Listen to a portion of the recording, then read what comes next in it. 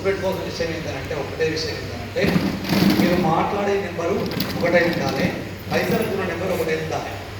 అర్థమైందా? మాట్లాడే నెంబర్ వేరు ఉండాలి, పైసలు అకౌంట్కి సంబంధించిన మీ బ్యాంకులో ఉండే పైసలు ఏదైతే ఖాతా ఉంటుందో ఖాతాకు ఒక నెంబర్ యాడ్ చేసి పెట్టుకోవాలి.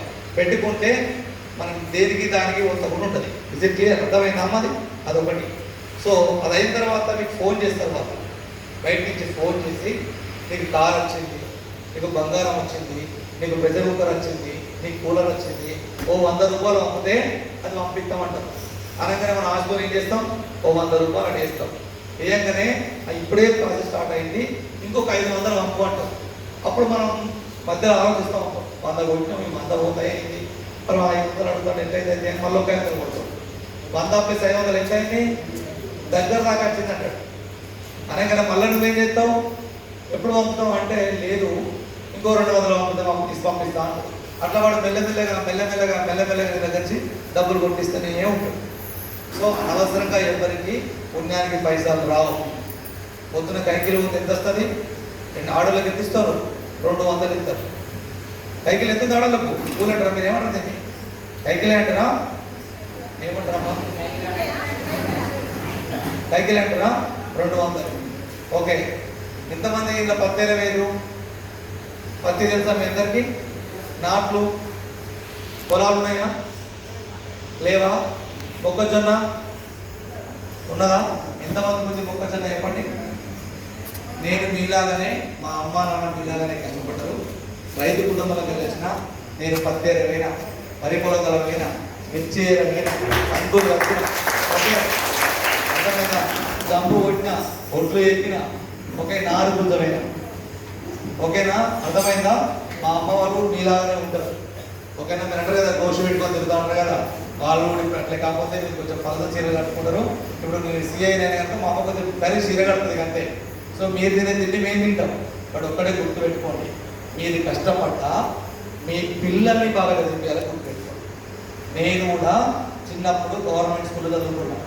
బాగా మొద్దులుండే, మా సార్ బాగా కొడుతుండే. కానీ మా అమ్మ నాన్న తీసుకుపోయి వెంటాడు ఒక హాస్టల్ వేసి 10కి ఆగలేని చెప్పి హాస్టల్ వేసి అక్కడే వచ్చి చదివిపిస్తే మెల్లమెల్లగా ఈరోజు సిఐ అయినా. మీ రాతలు మారాలన్నా, మీ లైఫ్ మారాలన్నా, మీ జీవితం మొత్తం మెరుగుపడాలంటే గుర్తుపెట్టుకోండి, పైసలు ఇస్తే ఏమి రాదు, భూములు కొంటే ఏమి రాదు. నువ్వెంత కష్టపడ్డా సరే పిల్లల్ని చదివిపియాలి. ఎక్కడ హాస్టల్ ఉంటే అక్కడ సార్ మేడం ఉంది, అమ్మ దగ్గరికి వచ్చి నీవు చదువుకునే పిల్లలు ఉంటే అమ్మ నా పిల్లలకు పాలు ఉంది, మీ ఊళ్ళో కాన్సెప్ట్ వస్తారు, అమ్మ నా పిల్లలు చదువుకోవాలనుకుంటున్నా. మీరు అడగాల్సింది పైసలు కాదు, అడగాల్సింది న్యాయం కాదు, ఏది అడగద్దు, పిల్లల చదువు ఒక్కడే అడగాలి. చదువు గురించి మాట్లాడాలి, నీ తపనంత ఉండాలి.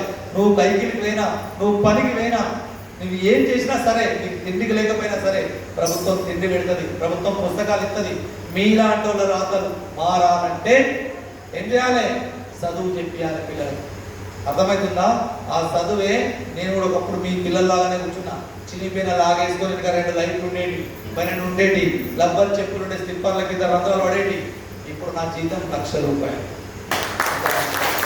మా అమ్మ నాన్న మీ లెక్కనే అనుకుని ఉంటే ఎందుకు చదివిపియాలని పనికి తీసుకుపోతే 200 రూపాయలు అంతాయి కదా అనుకుంటే వచ్చేటి 200 రూపాయలు. ఆదివారం పనిపోయేది.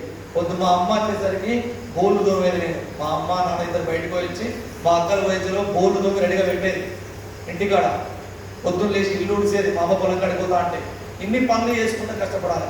పిల్లలకు శ్రమపడడం, కష్టపడడం నేర్పాలి.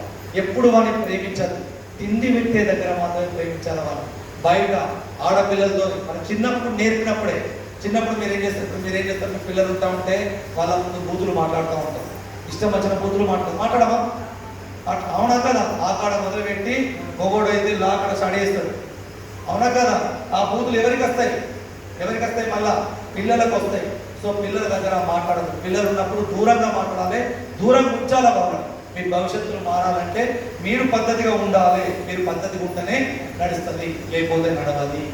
మీరు అనుకుంటారు చిన్నపిల్లలు ఇక్కడనే స్కూల్ వేసుకుంటాం, గిన్నె పడిపోతారు. ఈ బదులలో ఏమీ రాదు. హాస్టల్లో దూరంగా పెంచండి, ఊరికి దూరంగా పెంచండి. వాళ్ళు మీ కష్టాల వల్ల తెలియదు. మా అమ్మ కూడా అది రోజు గడక తిన్నా, నేను రూకల పోగా తిన్నా, నేను కారంతో తినేది. అర్థమవుతుందా? డబ్బులు లేక, బియ్యం లేక గుడాలు ఉంటాయి కదా, పక్క గుడాలు, అవి ముఖ్యమే. కానీ ఈరోజు మా అమ్మని బాగా చూసుకుంటున్నా, మా అక్కల్ని బాగా చూసుకుంటున్నా, మా అమ్మమ్మని బాగా చూసుకుంటున్నా. అర్థమవుతుందని చెప్పింది. సో పిల్లలకి ఏం చేయాలి? మీరు చెప్పాలి. ఏం చేయాలి? చదువు చెప్పాలి. ఏం చెప్పాలి?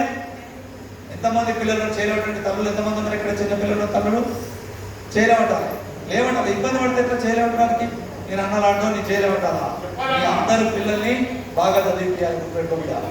అర్థమవుతుందా? చీరతోని, పొంగులతోని, జూకాలతోని, చైన్లతోని, ఫోన్లతోని మీ భవిష్యత్తులు మారే. ఓన్లీ చదువు చెప్తేనే భవిష్యత్తులు మారుతాయి. అర్థమైందా? అయిందా లేదా? ఇదేనా? సో బాగా చదివించే ప్రయత్నం చేయండి. ఇంటి ముందు, ఇంటి దగ్గర మీ భార్యను, భర్తని తిట్టద్దు. తిడితే వాళ్ళు కూడా అలవాటు పడతారు. మీలాంటి తిట్లు తిడితే అలవాటు పడతా ఉంటారు వాళ్ళు. సో తిట్టుకోవద్దు. ఎంత కష్టం వచ్చినా సరే. మా నాన్న కూడా మా అమ్మని భయంకరంగా కొట్టేది. మా నాన్న కూడా మా అమ్మని భయంకరంగా కొట్టేది. మా నాన్న మందు తాగేది. నేను ఇంటర్మీడియట్ 12 చదువుదా కూడా మా నాన్న మందు తాగేది. 12 చదివిన తర్వాత నేను తిరిగి గుడ్డలు పట్టిన తర్వాత మా నాన్న మందు పని చేసేది. అర్థమైందా? ఎందుకంటే మా అమ్మతో పనిపోయేది నేను. అరే మా అమ్మ పొద్దంతా కష్టపడుతుంది, నీ ముండ కూడా చెప్పిట్టలేడు, కొడతాడు మా అమ్మని చెప్పేసి అడ్డం పోయి గుడ్డలు పట్టిన రోజు మా నాన్న మారేది. సో మగవాళ్ళకి చెప్తున్నా, కొట్టద్దు, తిట్టద్దు. నీకు ఎంత ఓపుకున్నా లేకపోయినా నీతో పాటు లేవాలి, నీకన్నా ముందు లేవాలి, నీ ఇంట్లో పనులు చేయాలి, నీకు అన్నం వండి పెట్టాలి, నీకు సుఖాన్ని ఇవ్వాలి, మళ్ళీ సాయంత్రం పూట నీ పిల్లల ముడ్లు కడగాలి, తిండి పెట్టాలి. వాళ్ళకి ఇంత కష్టం ఉంటుంది ఆడదానికి, గుర్తుపెట్టుకోండి. సో అట్లాంటి ఆమెను గుండెలు పెట్టుకొని చదువుకోవాలి తప్ప కొట్టే ప్రయత్నం చేయద్దు. అర్థమవుతుందా అయ్యలు? అర్థమవుతుందో లేదా? కొద్దిగా ఓపిక నీ పిల్లల మీద ఫోకస్ చేయి. నీ పిల్లలు మంచిగా ఉండాలి, వాళ్ళ దిక్కే ఆలోచించు. ఇవన్నీ ఆటోమేటిక్ వస్తాయి. నీ పిల్లోడు ఒక్కడు చదివితే, ఒక్కడిని గట్టిగా చదివిస్తే 4,000 మందిని మార్చగలుగుతారు. 4 మంది తెచ్చారు. నీ మొత్తం గ్రామానికే వెలిగెత్తారు. వారి వెనకబడి అందరూ పోతూ ఉంటారు. ఒక్కడు నక్సలైట్ అయినానుకో ఊళ్ళే ఏమైంది? ఊరంతా పోలీసులు తిరుగుతూ ఉంటారు, మొత్తం కేసులు అవుతూ ఉంటాయి, ఊరంతా నష్టమైంది. ఒక్కడు పోలీసు దొరైందనుకో ఊరంతా ఏమవుతుంది చెప్పరు? ఒక్క టీచర్ అయిందనుకో ఊరంతా ఏమవుతుంది? టీచర్ల పంట స్టార్ట్ అవుతుంది. వాళ్ళ వెనక అందరూ పోతూ ఉంటారు. ఒక్కడు 5,000 సంపాదించి నెలకనుకో మీ ఓడు ఏం చేస్తాడు అంటే 5,000 బిడ్డ, మా ఊరు కూడా తీసుకో బిడ్డ, కొంచెం బిడ్డ అంట మానమా. ఒకటి మీ ఊళ్ళో మంచిగా తయారై పట్టణం నుంచి వచ్చి అంగిరాగేశ్వరంతో మీరు ఏం చేస్తారు? అందుకు వింతగా చూస్తారు. అమ్మ వీడు ఎంత వేడు, వీడు సంపాదిస్తుంటారా అని తెల్లగా పోయి వాళ్ళ దగ్గరకు పోయి అడుగుతాం, ఏం చెప్తాడు నీ కొడుకు అని చెప్తాం. అడుగుతామనగా నాటు వేసుకుంటా, గలుపు తీసుకుంటా, పొలం పనులు వేసుకుంటా, ఒక్కడు పాయింట్ వేసుకుంటా వాళ్ళ గురించి గంట ముచ్చట పెడతాం మన ఊళ్ళే. వాళ్ళ కొడుకు వచ్చిండే, అవునా కాదా? సో ఇవన్నీ గుర్తుపెట్టుకోవాలంటే ఎంత కష్టం వచ్చినా మీ పిల్లలకి, మనవల్ని ఫస్ట్ చదివించే ప్రయత్నం చేయండి. ఓకేనా? మీకు కష్టం వస్తే ఇక్కడ మేడం ఉన్నది, మేడం ఎస్ఐ మేడం, రైటేనా? మాట్లాడతలేదు. ఎస్ఐ మేడం ఉంది. ఎస్ఐ మేడం తర్వాత దీనికి సిఐ ఉంటాడు. సార్ పేరు ఏం పేరు తెలుసా? కొన్ని మేడం పేరు తెలుసా? తెలియదా? తిరుమల మేడం. నేను తెలుసుకొని వచ్చిన. మీ ఊళ్ళో ఎస్ఐ పేరు తెలియకపోతే ఎట్లా నీకు? మేడం పేరు చెప్పరు. ఏం పేరు? చెప్పండి. తిరుమల మేడం. ఓకేనా? సిఐ గారి పేరు ఏం పేరు? కుమారస్వామి సార్. ఏం పేరమ్మా? ఇక్కడ ఫస్ట్ ఇక్కడ న్యాయం జరుగుతుంది. జరగకపోతే పెద్ద సార్ సిఐ దగ్గరకు పోవాలి. ఆసార్ జరగకపోతే మంచిర్యాలలో డీజీపీ సార్ ఉంటాడు, ఇంకొకసారి జైపూర్లో ఉంటాడు, ఆయన మీద ఇంకో ఆయన ఉంటాడు, ఆ మీద బాస్ ఉంటాడు, శ్రీనివాస్ సార్ అనే పేరు. కనబడుతుందా? ఇవన్నీ కాదంటే మీ చేతిలో సెల్ ఉంటుంది. 100 100 కొడుతూనే ఉండాలి వచ్చేదాకా. వాళ్ళందరూ ఒకరు ఇక్కడ. మీ ఆయన కొడతాడు, ఆపడానికి మేము ఉన్నాం. మీ తమ్ముడు కొడతాడు, ఆపడానికి మేము ఉన్నాం. ఓకేనా? మీ ఇంట్లో దొంగతనం జరిగింది, మేము వస్తాం. మీ పిల్లలకు భవిష్యత్తు ఫారం అవుతుంది, మేము వస్తాం. ఒక ఆడపిల్లడు ముట్టుకున్నాడు, మేము వస్తాం. అంటే చూడొద్దు, మీరే చట్టాలు తీసుకొని మన కొట్టుడు, మన మీద వాడు, మన చంపుడు, అవన్నీ మీరు చేయద్దు. మీరు దొరకబట్టి 100కి ఫోన్ కొడితే వాళ్ళే జోకుతారు, మేము జోకుతాం. మీరేనా? అర్థమైంది? సో ఎప్పుడు కానీ కొట్లాడలు పెట్టుకోవద్దు, మీ భవిష్యత్తును నాశనం చేసుకోవద్దు. సరేనా అమ్మా? ఓకేనా? తిన్నారా అందరూ? తిన్నారా లేదా? నాకు ఇలా ఏం కూర? సగం మంది నాకు తెచ్చి పులుసు ఉంటుంది, కందిపప్పు పులుసు ఉంటుంది, సగం మంది టమాటాలు బాగా దేవుని వేసిరా.